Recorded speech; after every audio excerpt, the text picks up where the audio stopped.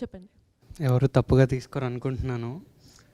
నవదీప్ గారు ముందే వెళ్ళిపోకుండా ఆయన ఆపుంటే బాగుండేది అనిపించింది వీడియో చూసినప్పుడు. అంటే ఆయనకి వినిపించిందో లేదో తెలియదు కానీ స్టేజ్ మీద ఉండి కొద్దిగా అవుతుంది డిఫరెంట్గా అన్నప్పుడు ఆపేసి ఉంటే బాగుండేది అనిపించింది పర్సనల్.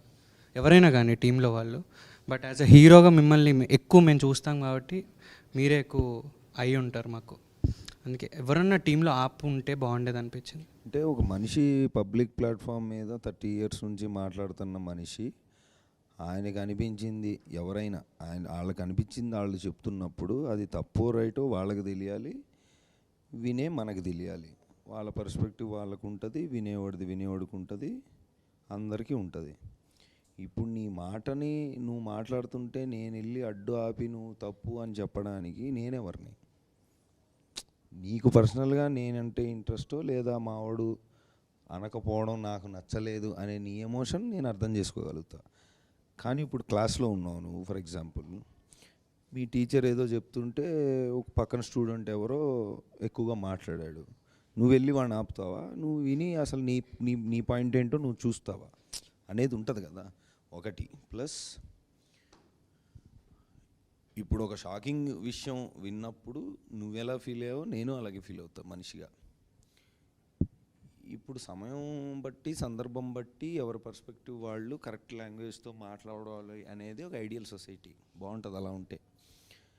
కానీ అలా ఎంతవరకు ఉందనేది మనకు తెలుసు. సో ఇప్పుడు అలా అనుకుంటే అంటే పక్కన వాడు మాట్లాడేది మనం ఖండించాలి అనే పరిస్థితుల్లో కనుక మనం ఉంటే ఖండించాలి, కరెక్టే. మన కళ్ళ ముందు జరిగితే మనం when asked upon it or when it is over board అవుతున్నప్పుడు ఏదో ఒకటి అనాలి. కానీ అప్పటికప్పుడు నువ్వు గొడవపడి నువ్వు అని నువ్వు బయలుదేరుతావా, లేదా నువ్వు ఆలోచించి ఎందుకు ఇలా ఉంది అది కాదు కదా అని తర్వాత అంటావా, లేదా అక్కడి నుంచి నువ్వు వెళ్ళిపోతావా అనేది నీకు ఆ మినిట్లో ఆ సెకండ్లో నీకు వచ్చిన న్యాచురల్ రియాక్షన్ ప్రకారంగా నువ్వు చేస్తావు. తర్వాత ఎప్పుడో మనం అది చూసి అంటే సంబంధం లేకుండా అంటే పక్కన ఎప్పుడో చూసి ఇదేంటి అలా ఇలా చేశారు ఇలా చేశారని it's easy to say. But ఆ సిచ్యువేషన్లో you're also in front of the thing and maximum I could do or whatever I thought was just walk away. That was my reaction I could give. ఇప్పుడు అందరం comments అవి చూస్తుంటాం మామూలుగా, not this any topic. ఇప్పుడు మామూలుగా మనం ఇప్పుడు big boss అప్పుడు మేము చూసాం, ఇప్పుడు ఆ అమ్మాయిని ఎవరినో ఊరు నుంచి వచ్చి నాకు చెప్తావు ఏంటని అన్నందుకు ఏం కమెంట్లు పెట్టారో మనం చూసాం. ఇప్పుడు రెస్పాన్సిబిలిటీ అనేది పబ్లిక్లో ఒక మాట అనడం అనేది యాక్టర్స్ వరకు మాత్రమేనా? And not about Shivaji or not about this, general trend ఎలా ఉంది చూస్తాం. ఓ కీబోర్డు పట్టుకొని వాడు ఎక్కడి నుంచో వాడి ఇష్టం వచ్చిన మాట వాడి ఇష్టం వచ్చినట్టు వాడు మాట్లాడుతున్నాం. ఇవన్నీ మేము పడుతున్నాం. But yes I think as a whole everybody, not just actors, not just common man students, ఎవరైనా పబ్లిక్లో మనం కనబడట్లేదు కదా అని ఇష్టం వచ్చినట్టు మాట్లాడకూడదు, కనిపిస్తున్నాం కదా అని కూడా ఇష్టం వచ్చినట్టు మాట్లాడకూడదు.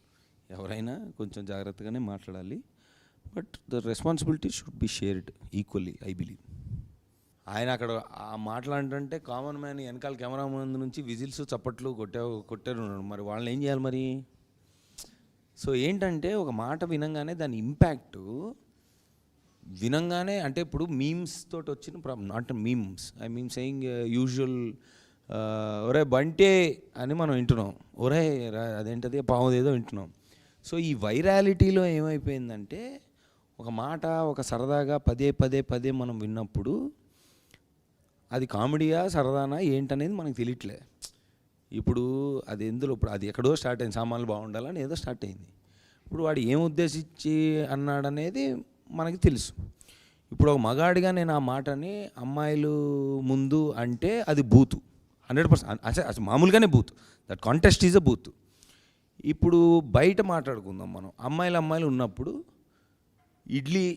4 ఇడ్లీలు 2 దోశలు తీసుకొస్తే ఏమున్నాయంటే ఐటమ్స్ అంటే సామాన్లు బాగున్నాయా అని వాళ్ళు అనుకొని కూడా జోకులుగా మాట్లాడుకుంటున్నారు బయట, right? If you take it out of it's a ఇంత అంటే ప్రతిదానికి ఒక పర్స్పెక్టివ్ ఒక సందర్భం ఏదో ఉంటుంది. నాకు తెలిసి ఈ టేబుల్ మీద ఉన్న వాళ్ళందరూ ఆ మాట వాడే ఉంటారుగా కామెడీగా, అంటే అమ్మాయిల్ని ఉద్దేశించి కాదు, ఏదో కాంటెక్స్ట్లో. I'm not saying it is right, this is wrong. Saying ఈ వైరాలిటీలో ఏ వర్డ్కి ఏ మీనింగ్ ఉంది, ఏ పర్స్పెక్టివ్తో అంటున్నావు, ఎందుకు సినిమాని చూసి వచ్చి సినిమాలో సామాన్లు బాగుంది అంటే I don't know like not just this any other perspective also.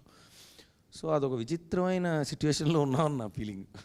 దండోరా అన్న నేమ్ ఈ టైటిల్ ఎందుకు పెట్టాలనిపించింది, ఎలా చూస్ చేసుకున్నారు? Good question. What is your next question? Okay, అయితే ఏం లేదు, దండోరా అనేది టెక్నికలీ మేము సినిమా స్టార్ట్ చేసినప్పుడు నేను వేరే టైటిల్ అనుకున్నా. అయితే టైటిల్ చాలా పవర్ఫుల్గా ఉండాలి, చాలా రీసౌండింగ్గా ఉండాలి, జనాల్లోకి అలాగా ఒక వెళ్తే ఒక మంచి సౌండ్తో ఉండాలి అనే ఉద్దేశంలో వేరే టైటిల్స్ అన్నప్పుడు ఒక ఫ్రెండ్ ఉండి నువ్వు చెప్తున్నది చాలా బ్రాడ్కాస్ట్ మెసేజ్ కదా, like message in the sense పెద్ద విషయం కదా. సో ఊర్లలో చిన్నప్పుడు పెద్ద విషయాలు లేకపోతే పంచాయతీలు కానీ ఏదైనా జరగాలంటే ఊరు మధ్యలో వేసి డప్పు కొట్టి చెప్పేవాళ్ళు, పలానా ఇప్పుడు రేషన్ షాప్ వచ్చిందన్నా లేకపోతే పంచాయతీ ఉందన్నా కానీ ఇక్కడ పంచాయతీ అవుతుందా హో అని. So that's a common place of broadcasting broader message. So నా సినిమా నేను ఒక బ్రాడర్ మెసేజో బ్రాడర్ ఐడియాను నేను బ్రాడ్కాస్ట్ చేస్తున్నాను అన్న ఫీల్ అయినప్పుడు వై నాట్ దండోరా ఫర్ దిస్ అని చెప్పేసి అలాగా దండోరా అనే టైటిల్కి జీరో డౌన్ అయినాం. నచ్చిందా టైటిల్ దండోరా అనేది? నచ్చింది. థ్యాంక్ యూ, మొమటానికైనా థ్యాంక్ యూ. కానీ సినిమా కూడా చాలా బాగుంటుంది. థియేటర్లో ఎందుకు ఆడియన్స్ ఈ మూవీ మిస్ అవ్వకూడదు? అయితే థియేటర్లో ఎందుకు మిస్ అవ్వకూడదు అంటే నీకు లార్జర్ ఆడియన్స్తో చూస్తున్నప్పుడు you have a community experience. ఈ సినిమా కమ్యూనిటీ ఎక్స్పీరియన్స్ ఎందుకు చెప్తానంటే నీకు సినిమా జరుగుతున్నప్పుడు నీకు సినిమా నడుస్తుంటుంది, నీలో ఒక చిన్న థాట్ నడుస్తూ ఉంటుంది, ఎట్ ద సేమ్ టైం నీకు చాలా క్రౌడ్ అరౌండ్ ఉంటారు. సో యూల్ అండర్స్టాండ్ అంటే ఒక కమ్యూనిటీ ఎక్స్పీరియన్స్ బ్యూటిఫుల్గా వర్కౌట్ అయ్యి అది ఖచ్చితంగా చేయాల్సిన సినిమా ఇది. అది ఎందుకంటే విలేజ్ వైబ్ కానీ విలేజ్లో ఉన్న క్యారెక్టర్స్ కానీ ఆన్సాంబుల్ కాస్ట్ కానీ ఇదంతటికి జస్టిఫైడ్ థింగ్ బిగ్ స్క్రీనే. సో మీరు ఒకవేళ బిగ్ స్క్రీన్లో ఇది చూసి బాగుంటుంది అని చెప్పేసి మీకు అనిపిస్తే మీరు 10 మందికి చెప్పండి. ఇప్పుడు ఈ మూవీ నుంచి మీరు జనాలకు ఏం మెసేజ్ ఇద్దాం అనుకుంటారు? అంటే ఎట్లా అంటే ఇప్పుడు క్యాస్ట్ నుంచి నెగిటివ్గానా పాజిటివ్గానా ఇంటర్ క్యాస్ట్ మ్యారేజ్ చేసుకోవాలా వద్దా? నీకు సూపర్ క్వశ్చన్స్ ఉన్నాయి, నువ్వు సినిమా చూడు, నాకు డిఎం చేయి నువ్వేం తీసుకున్నావు. కాకపోతే నేనేం మెసేజ్ చేయాలనుకున్నా మెసేజ్ అనేది ఫస్ట్ ఆఫ్ ఆల్ నేను సబ్స్క్రైబ్ చేయను, బికాజ్ జనాలకి మెసేజ్లు అవసరమా లేదా అనేది I don't know, like I'm not at right place or state of mind to మెసేజ్లు ఇవ్వడానికి. బట్ ఈ సినిమా త్రూ కొంచెం ఎంటర్టైనింగ్గా ఒక చిన్న ఫ్యాక్ట్ని చూపించడానికి ట్రై చేశాను. ఇప్పుడు నువ్వు కొన్ని అడిగిన క్వశ్చన్స్ అన్నిటికీ అందులో ఆన్సర్స్ ఉన్నట్టున్నాయి, కొంచెం భయంకరంగా ఉన్నట్టున్నాయి. నువ్వు తెలుసుకో, నాకు మెసేజ్ చెయ్యి. So the movie overall was very good. The script was good. I liked it. What I felt personally was it was a past, present, and then past. It goes right. So I was curious about the past things which was left behind, and then you get it on. Ostar kada malli pedtar kada.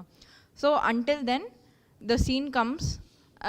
I was very curious, and chana curious, what happened to that, who is that, and chana new characters. Navdeep garu kuda, he was a kid. At last maaki telisindi that this kid was Navdeep garu ani. Until then we did not know, right? So koncham akkada I felt very curious, like koncham adenti identi ani anpichindi. It was not smooth anpichindi naki. So I was questions ఎక్కువ build అయినాయి నా మైండ్లో. One thing that, and everything was good. The script was good, story telling, everything was good.